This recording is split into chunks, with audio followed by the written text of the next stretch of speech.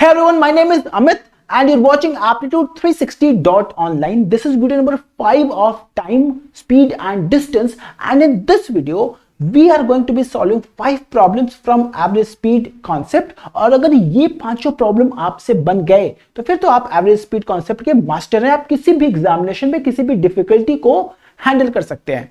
But to solve these problems you must be able to see our video number 4, जहां पे हमने average speed as a concept discuss किया हुआ है। ये फॉर्मूला क्या होता है, कहां पे यूटिलाइज किया जा सकता है, कब किन किन सिचुएशन पे कौन फॉर्मूला यूज करेंगे, एंड 3 से 4 प्रॉब्लम हमने लगाए थे पिछले वीडियो में। So I hope that you have seen video number 4 of time, speed and distance, and let us get started and try to simplify this very first question out here. It says that a man can walk uphill at the rate of 2.5 km per hour and downhill at the rate of 3.25 km per hour. If the total time required to walk a certain distance up to the hill and return to the starting point is 4 hours 36 minutes, what is the distance he walked up to the hill? Understand this. Say for example, this is the hill, right? This is the hill. If a person is walking up the hill and then coming down, obviously this distance will have to be the same. So what did we learn in video number 4? If distance is same, then you can find out your average speed very easily by using one formula. Now over here it says that जब वो ऊपर जाता है, walk up the hill, then the average speed is 2.5 km per hour, right? And while coming down, the speed is 3.25 km per hour. So what is the formula that we should be using? We learned in video number 4 that average speed is 2ab upon a plus b, where a and b both are speeds in onward and return journey to cover the same distance. ठीक है जी, तो यही वाला formula हम use करेंगे। यहाँ पे a हो गया 2.5 and b कितना हो गया 3.25. So what is average speed of the total journey? So what is that we are trying to find out? We are trying to find out what is the average speed of the entire journey, right? और ये formula आप ये लगा दो और आपका काम बन जाएगा। Why you can apply this formula? Because distance traveled is same in both of the situations. अब ये जब लगाएंगे तो ये आएगा 2 into a is what 2.5. 2.5 can be written as 5/2 and b is 3.25. So 3.25 को आप लिख कैसे सकते हो? Just to simplify this, 3.25 can be written as what 3/4, or you can write this as 13/4. यही हुआ ना भाई। Now if I write this as 13/4 and divided by 5/2 plus 13/4, so this is going to be the average speed of the entire journey, average speed. Now let us simplify this. Let us first simplify this. This value is going to be 2 and 2 are gone, so this becomes 65/4, and over here this is going to be what? In denominator it is going to be 4, and then you have got 10 plus 13, which is 23, and 4 and 4 are gone. So average speed comes out as 65/23 km per hour. And if you're not understanding this, my recommendation is that you should go and watch video number 4. Now we have got the average speed.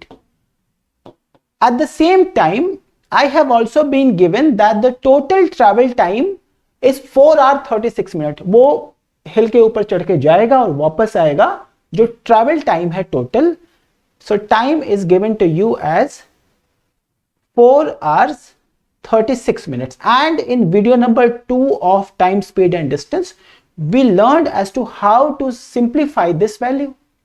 कैसे आप इसको hours में convert कर सकते हो एक line में। And what is that one line? So this is 436/60, 12 into 3, 12 into 5, and this comes out as 23/5 hours, right?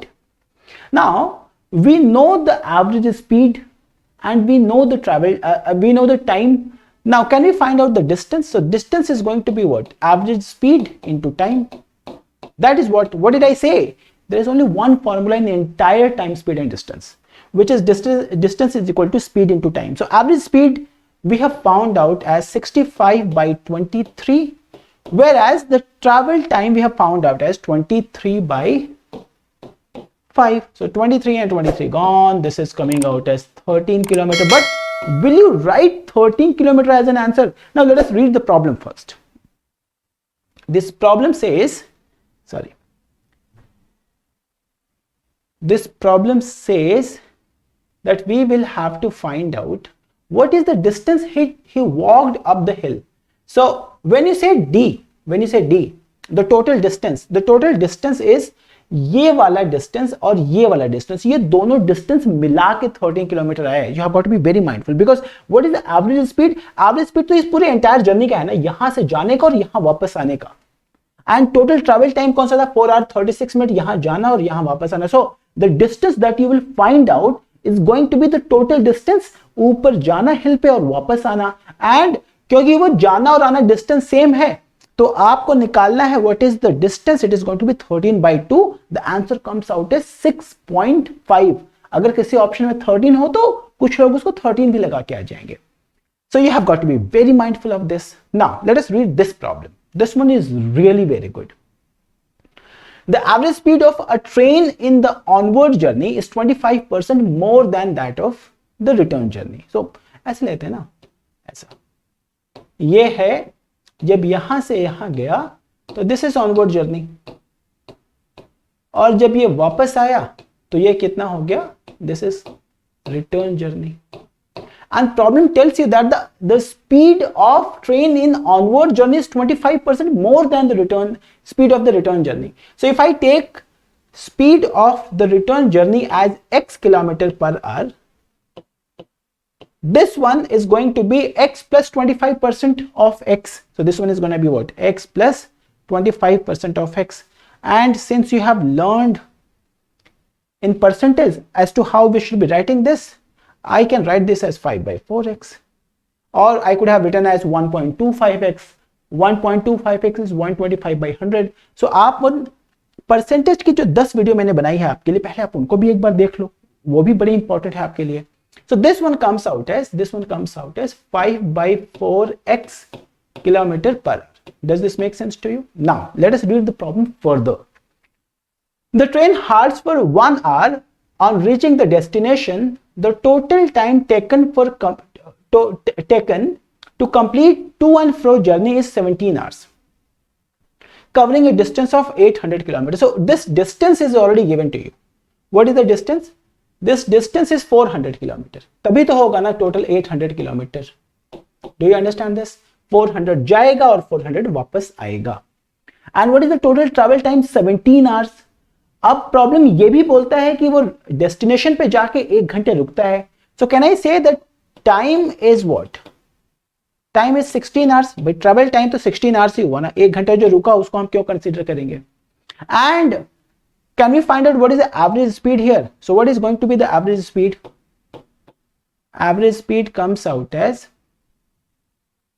2 into, because distances that they are traveling in onward journey and return journey is same. So this is going to be 2 into 5 by 4x into x upon 5 by 4x plus x.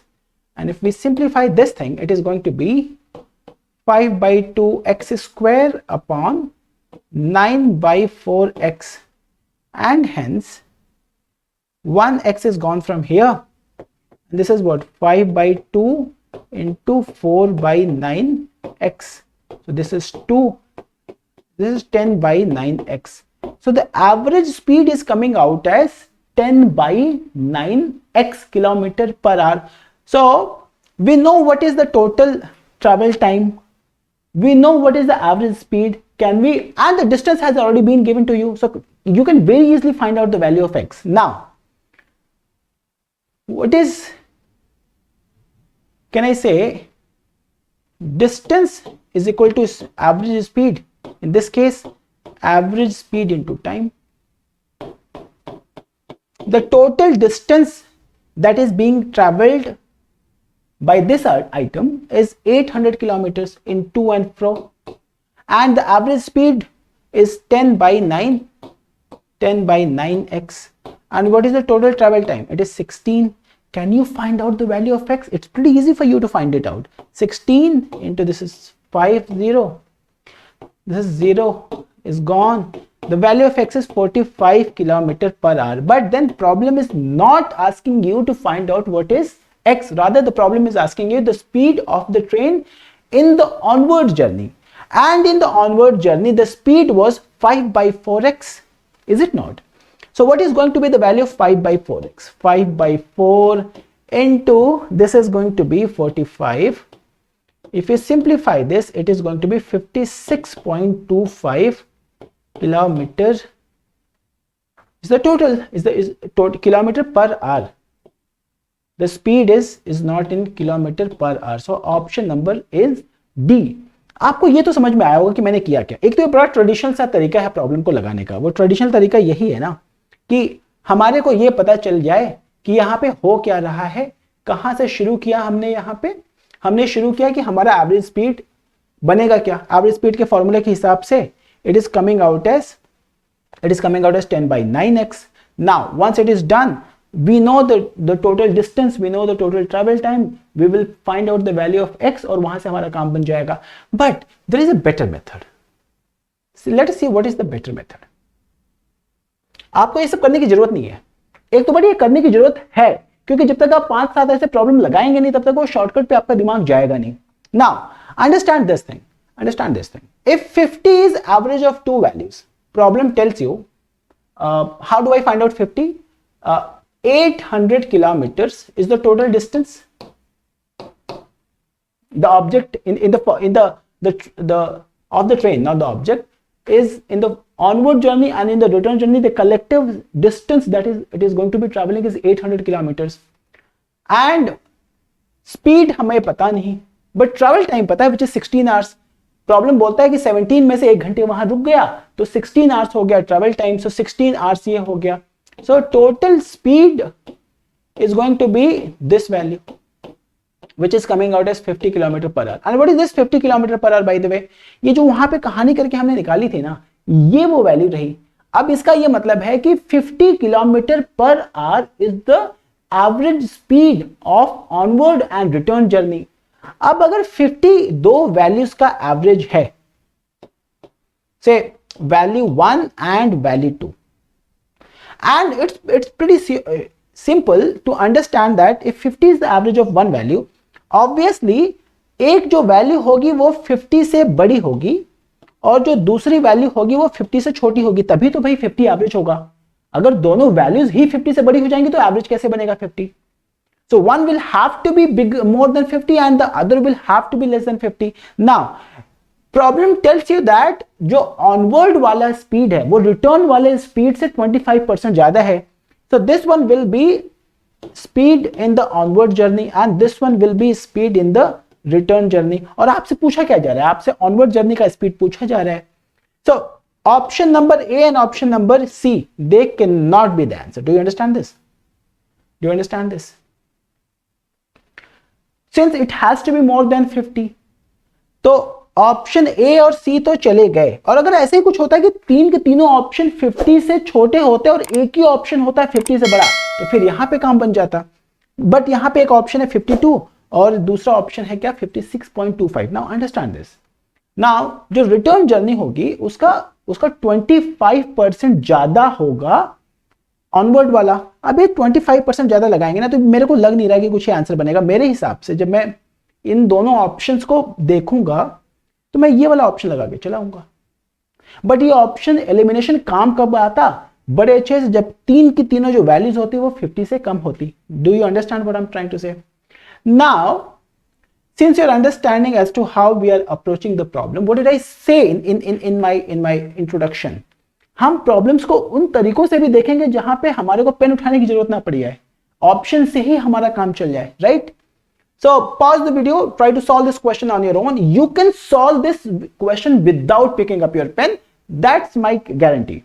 अब आप इसको लंबे तरीके से भी लगा सकते हो, जो मैं अभी करूंगा, फिर उसके बाद हम इसको शॉर्टकट वाले तरीके से भी करेंगे ना।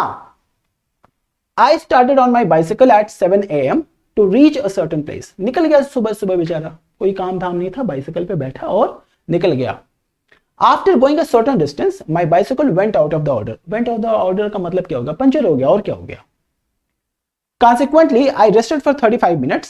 बैठा बेचारा आराम से, साइकिल पंचर हो गया, 35 मिनट्स बैठ गया, and came back to my house walking all the way. रास्ते में कोई पंचर बनाने वाला मिला नहीं होगा, तो ये भाई साहब पैदल चलते हुए घर को आ गए। I reached my house at 1 PM. What time did he reach at the house? 1 PM. तो यानी 7 AM पे निकला और पहुंचा कितना? 1 PM. तो टोटल 6 hours लगा। Do you understand this? आने और जाने में। And problem tells you that if my cycling speed is 10 km per hour and my walking speed is 1 km per hour, then on my bicycle I covered a distance. Understand? और बीच में भाई साहब ने 35 minutes का rest भी लिया। So अगर ये 35 मिनट्स का रेस्ट लिया तो ये 35 मिनट्स तो यहां से सब्सट्रैक्ट करना पड़ेगा ना, in order to find out what is the total travel time. So this total travel time is 5 hours 25 minutes, and now your champion, you can convert this into hours by doing what? 525 by 60. You have learned it. This is 5 and this is 12, and this one is coming out as 65 by 12 hours. सीखा ना आपने video number 2 में। तो जो total travel time है that is 65 by 12 hours. एक तो ये चीज हमारे को पता चल गई।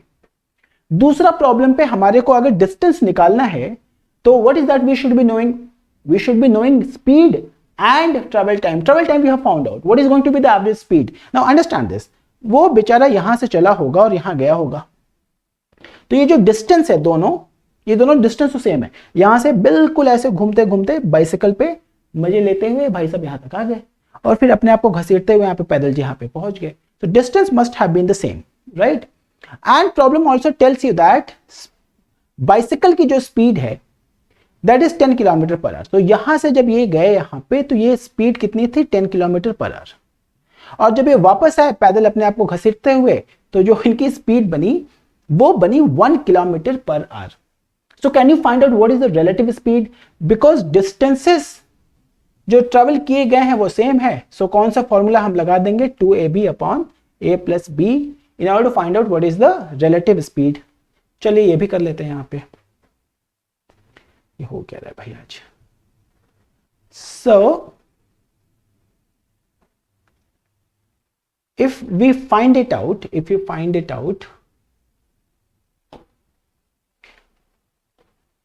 average speed is going to be 2 into 10 into 11 upon 10 plus 1, and which comes out as 20 by 11 kilometer per hour. Now we know two things. In order to find out distance is speed into time. Average speed you just found out, it is 20 by 11. And what is the travel time? The travel time we have found out as 65 by 12. Can we simplify this? This is 5 and this is 3.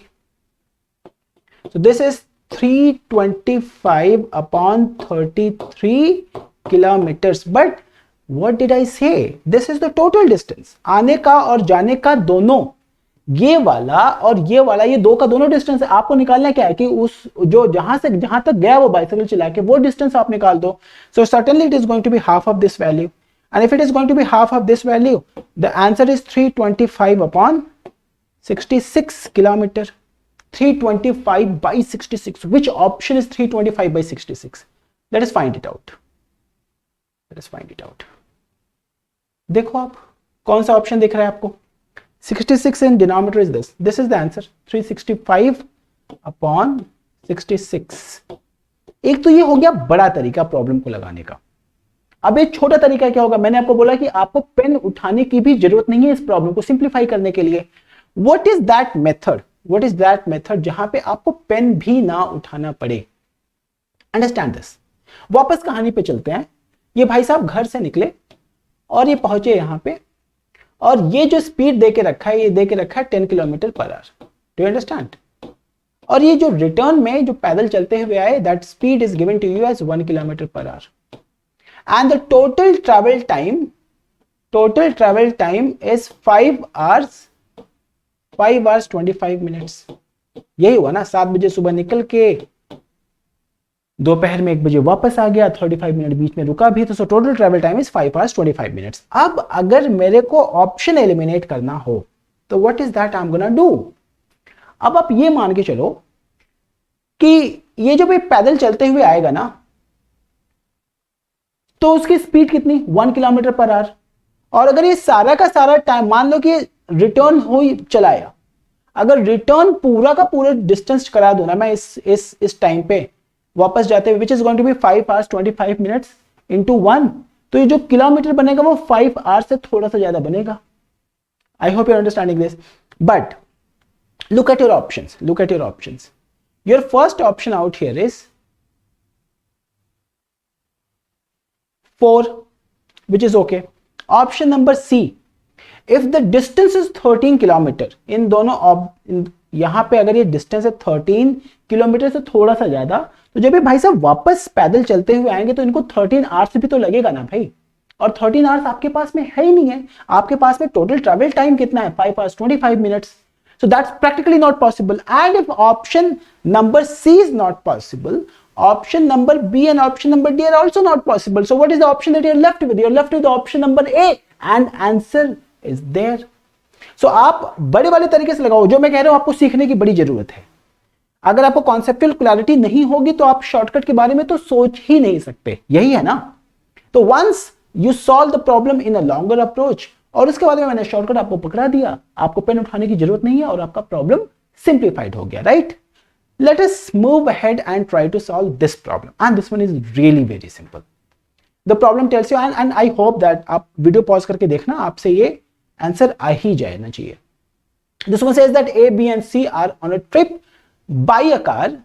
A drives during the first hour at an average speed of 50 kilometre. भाई अगर तो A चलेगा कितना, A चलेगा 50 kilometre per our की speed से, 1 घंटा चला, A चला टोटल 50 किलोमीटर। इसमें तो कुछ रॉकेट साइंस है नहीं है, कॉमन सेंस से आप इस चीज को निकाल सकते हो।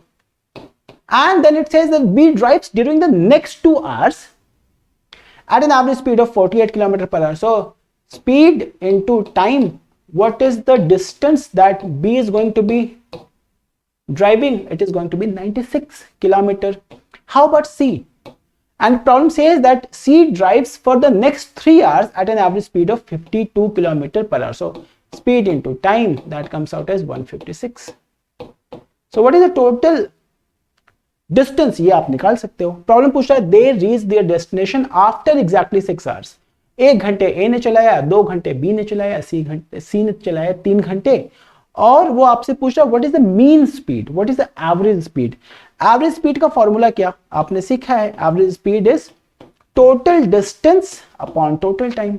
And what is the total distance, इन तीनों को आप ऐड कर दोगे, आपका काम चल जाएगा। And what is the total travel time, it is 6 hours। ये भी आपको पता है। So if you add them up, what is the value that you're getting? This is 2, and then this is 559, and this is 302 upon 6। 302 upon 6 को आप simplify करोगे, आपको answer निकल के आएगा कितना, 50.33। अब ऐसे प्रॉब्लम अगर दे दिए जाए ना तो है ये बड़ी सिंपल, बस ये कहानियां बोली जाती है।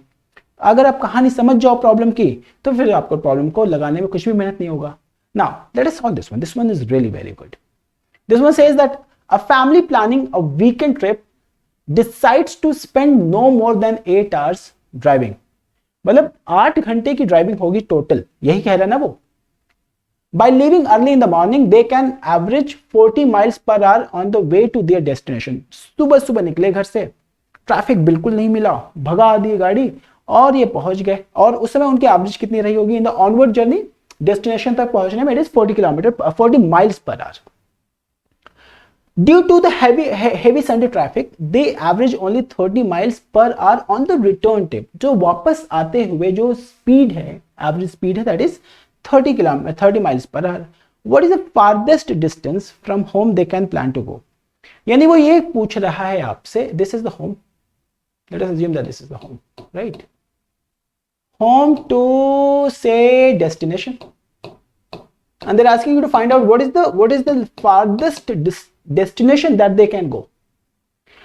One thing which is absolutely clear is when they are going towards destination, their average speed is 40 km per hour, and while they are coming back, क्योंकि ट्रैफिक है, बेचारों को टाइम लग गया और उनका जो एवरेज स्पीड बना वो मैं किलोमीटर ही बार बार लिखता हूं, आप भी बार बार किलोमीटर लिखते हो, प्रॉब्लम माइल बोल रहा है, देख लेंगे इसको. So 40 km per hour and 30 km per hour. So can you find out what is the average speed? Average speed निकालना बड़ा आसान. क्यों? Average speed के लिए 2ab upon a plus b वाला फॉर्मूला आप यूज कर दो. अच्छा, अगर आपने वो फॉर्मूला यूज किया, why you can do that? Because the distances that they are traveling in the onward and the return journey, both of them are same. So 2 into 40 into 30 upon 40 plus 30, which is 70. So this one comes out as what? Is 8 3 are 240 upon 7 km per hour. That's the average speed. And problem also tells you that they do not want to spend more than 8 hours traveling. यानी onward यानी destination जाएंगे भी और destination से वापस भी आएंगे, तो जो ट्रैवल टाइम होना चाहिए, वो बीच में रुकने का टाइम नहीं बोल रहा हूं, जो टोटल ट्रैवल टाइम होना चाहिए वो होना कितना चाहिए? 8 आवर्स होना चाहिए. और अगर ये 8 आवर्स होना चाहिए तो कैन यू फाइंड आउट, फिर गायब हो गया ये, इसको बार बार पकड़ के मेरे को लाना पड़ता है.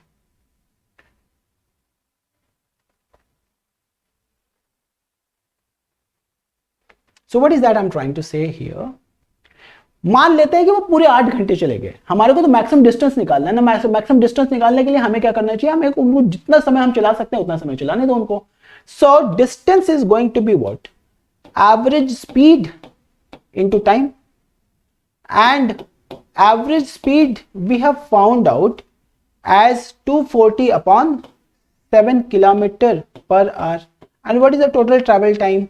Total time is 8. अब ये जो डिस्टेंस आएगा, अंडरस्टैंड, ये जो डिस्टेंस आएगा ये जाने का और ये आने का दोनों डिस्टेंस होगा. Now you are understanding this.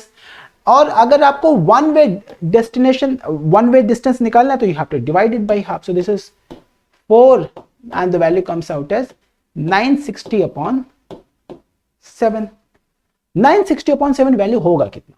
960 upon 7 is going to be 26, and this is 32150 137 के आसपास ये कोई वैल्यू है.